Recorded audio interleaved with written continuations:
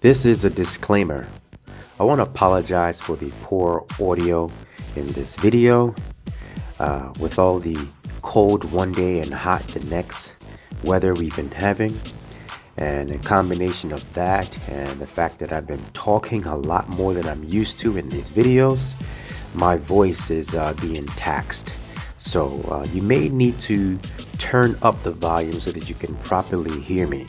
Okay, once again, I apologize for the low or poor audio quality.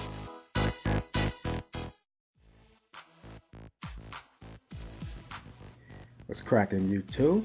It's your boy, Shaka Antoine, and today I'm going to be talking to you guys about the SP Minnow, the Tale of Two Cities. Right? And I'll explain that title in just a few moments. Alright, everyone has fished it, however, not everyone like the SP Minnow. They are a great confidence building plug. I know for myself, for a good while when I started fishing for strappers, it was the only plug that I actually caught striped bass with. So I was able to, build up my confidence in fishing for strappers. All right. In a little bit, I'll get into modifying them and the 4 types. Actually, there are 5. But I only fish 4. What I use them for and how I fished them. And as I said, that Tale of Two Cities will be Long Island versus the Canal. And I'll explain why. For now, the 4 types that I am fishing out of the 5 are the floating, the sinking, and my favorite, the bullet, and that new larger one, which is that 6 3/4 inches, which is this right here. It's a lovely size. All right, and that smaller one, I just don't see the point in fishing that very small SP Minnow. I think that model is probably somewhere in that 5-inch range.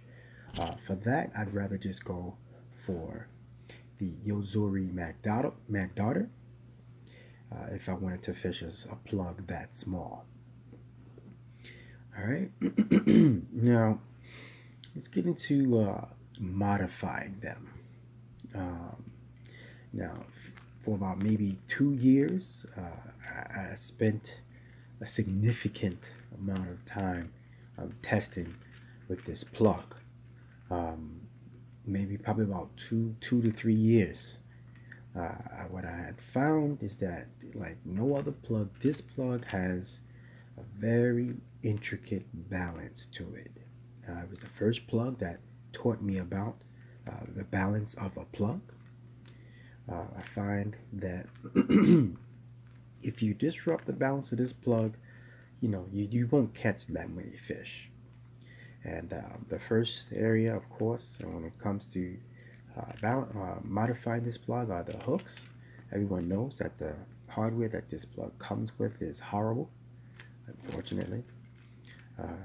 And what you'll find is many people will come up with all kinds of arrangements for hooks. On all of my SP minnows, you will not find anything other than 2 sets of trebles. I have fished it with a single hook setup, pretty much like how a lot of people like to rig up the magic swim and the stick shack. You put your barrel swivel to a split ring and one single hook and let it hang down.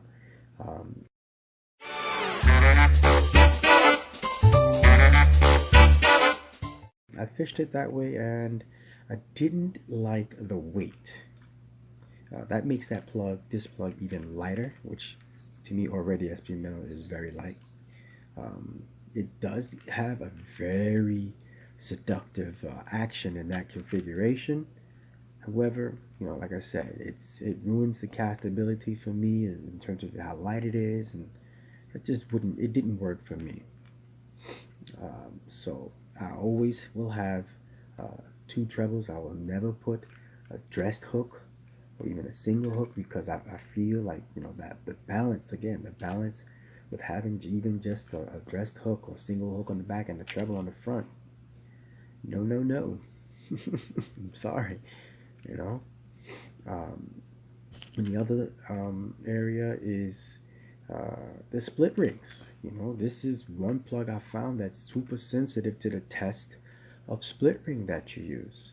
I came up with a rule of thumb that I find works best, which is if you are going to increase the size of the hook, you must increase the test of the split ring to keep the balance.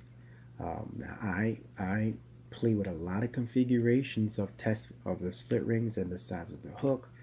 Um, and primarily what I was trying to do in doing that is I was trying to change the action. Now, why was I trying to change the action?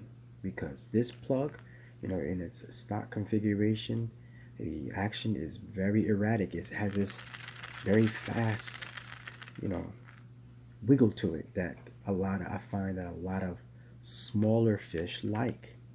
Um, but when I started playing around with the larger hooks and the different tests of split ring, I found that I could change the action just by changing the test and the size of the hooks. What I was looking for, and what it does in this configuration, is it slows down that wiggle, that side to side wiggle, and then it gives it this wobble, very much so like a metal lip swimmer.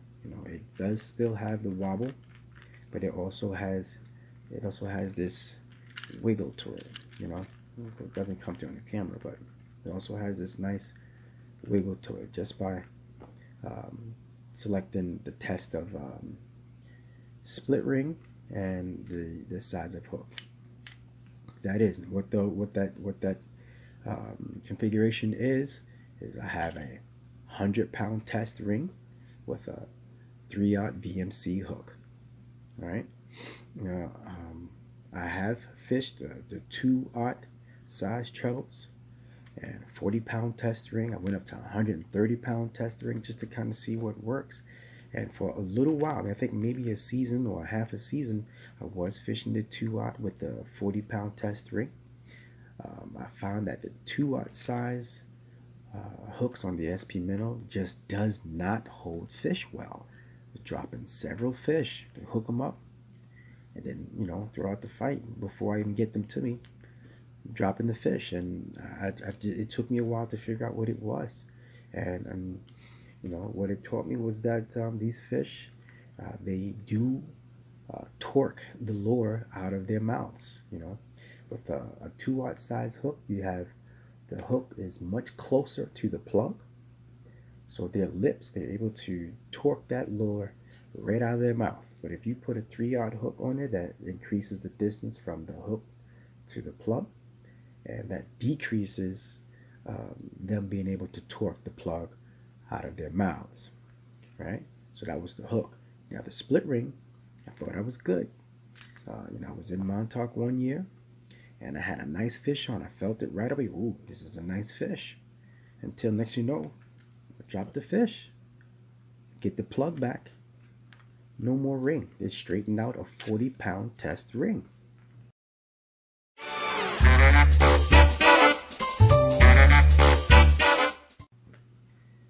I was dumbfounded. I was like, wow, okay, was that a 40-pound fish?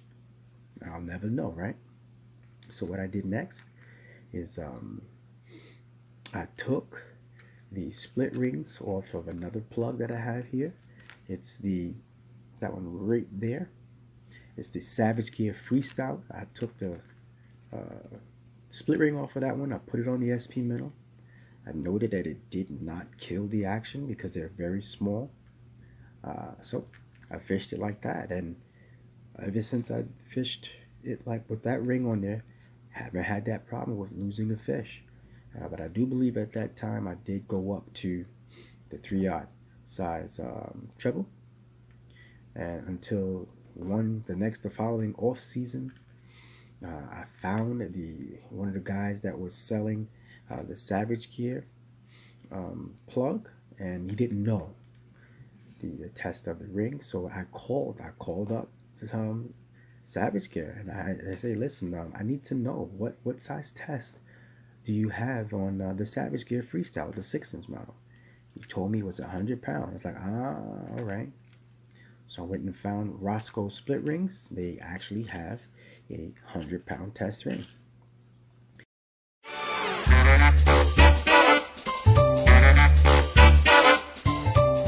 And that was problem solved. I've been fishing the SP Minnow that way, and I haven't had any issues. So it was problem solved for me. The action was what I was looking for. The fish, it was holding fish. So that was problem solved. So I've been fishing the SP Minnow, at least this model, that way, and no more issues with dropping fish, or I haven't had a fish straighten out that the split ring. And the action is what I like in an SP Minnow, so I left it like that. And if you pick up a regular, this is a floating model, by the way. You pick up a regular floating SP Minnow out the package, and you pick this one up, you will notice right away the difference in the weight. And I can cast this a lot further than I can cast a regular SP Minnow. Alright, so that's how I modify the SP Minnows. I mean, you can actually, there's one other modification that you can do that I don't do, which is you can heat up the lip, that plastic lip there. You can heat that up, change the shape. Just keep in mind that it will be a permanent fix. I don't like to do permanent stuff too much to a plug, specifically SP Minnows, because I use them of a wide variety of conditions and locations. And for me to not burn, but to heat up this lip and to change it so that the depth of it will change, no, I'd rather just go for the bullet version, which is my favorite version of the SP Minnow.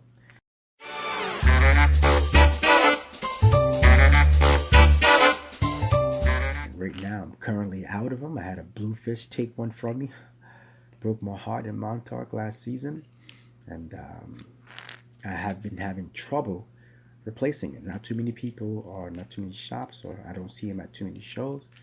They're not stocking the bullet version, and I feel like that is the best version so far. Now that I have the larger one version of the SP Minnow, that bullet, it's close to 2 ounces, at least what, of course, my little small modifications. And I love the weight, I love the castability. I feel like it catches the better quality of fish. Maybe not the quantity, but you know me, I prefer quality over quantity any day.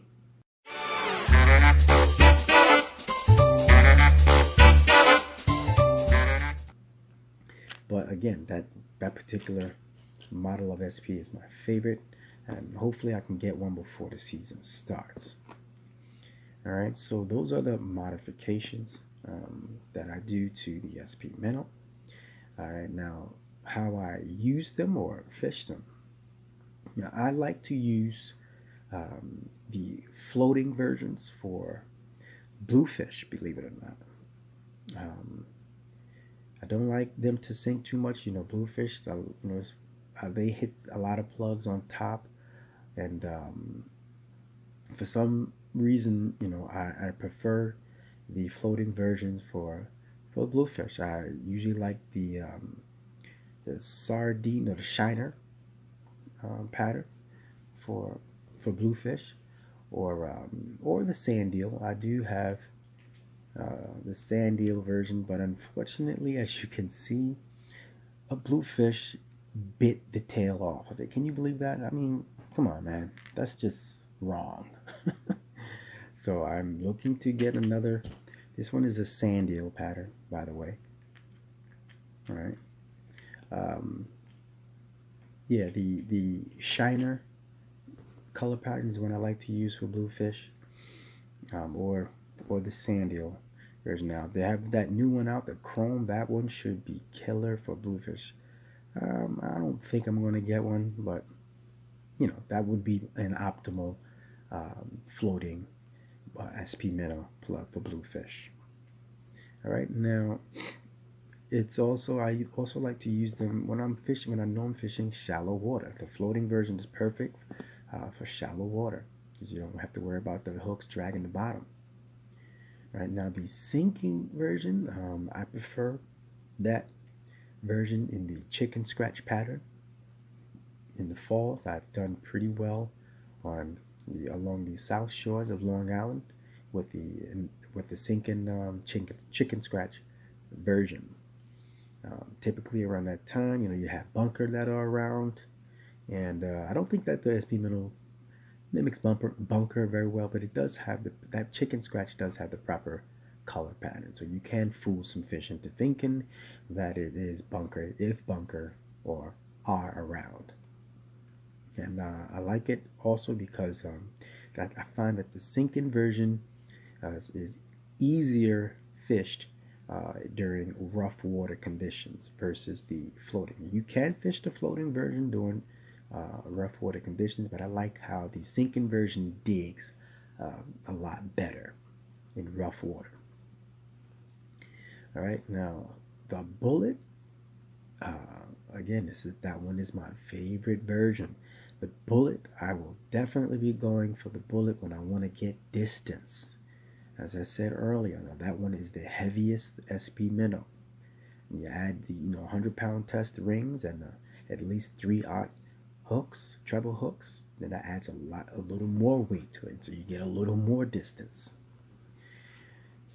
All right, and I do find that the bullet version does cull in larger fish. Again, that points to the action. The bullet version, I'll just use this one. It's not the bullet. Again, this is the floating 6 3/4, so it's the larger one. Now, the bullet SP Minnow does not have the transfer system, right? It doesn't have BBs. It's a lot. It's almost like it's solid. So it doesn't have the noise, right, that the other SP Minnows have.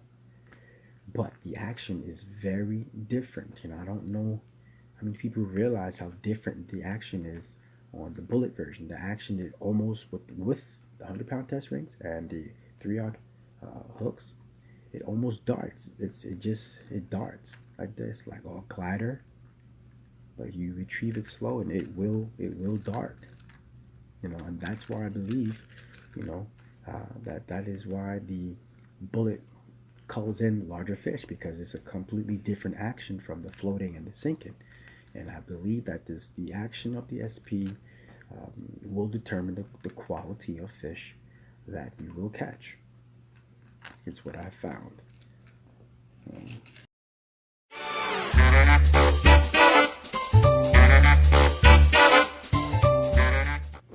All right, now this larger version here, I'm planning to see if I can catch larger fish with it than the standard SP Minnow sizes. I found not just myself, but a few of my like-minded fishermen. Here on Long Island, you tend to get a cap of the quality of fish that you can catch with an SP Minnow. What I mean by that is this: not too many people here on Long Island have caught fish that are larger than the 20-pound class with the SP Minnow on Long Island. Typically, the biggest you will get is like a 15 to 18-pound fish. My first keeper, as a matter of fact, was caught on a floating blue mac SP Minnows, 18-pound fish.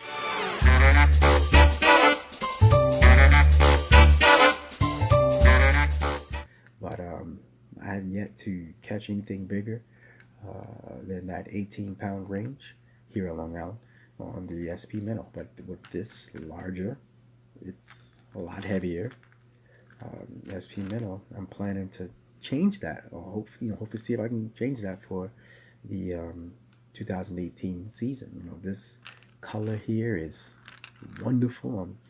Blurple, for some odd reason I can't figure it out yet. Why is this color pattern is so productive?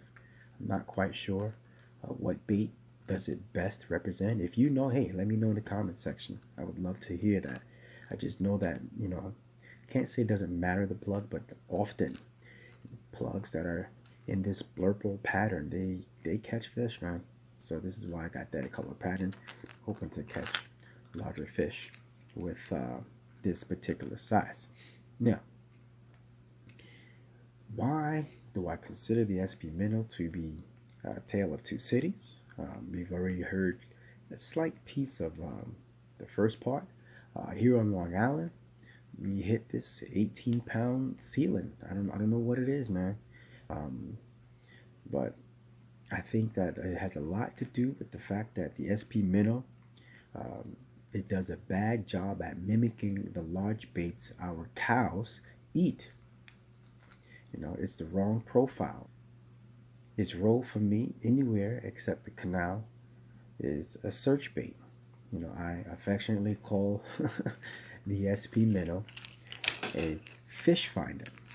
When I'm out searching for fish, if I've been trying quite a few different plugs, or if I just want to see what's out there before I actually start throwing an expensive plug or something that I don't want to mess up or have bluefish mess up, I will throw an SP Minnow because it's a perfect search bait. It will catch fish if there are fish around. It's a good way to know what type of fish are around by throwing an SP Minnow. That's here on Long Island, and you won't find that this plug will catch, unfortunately, anything larger than 18 pounds.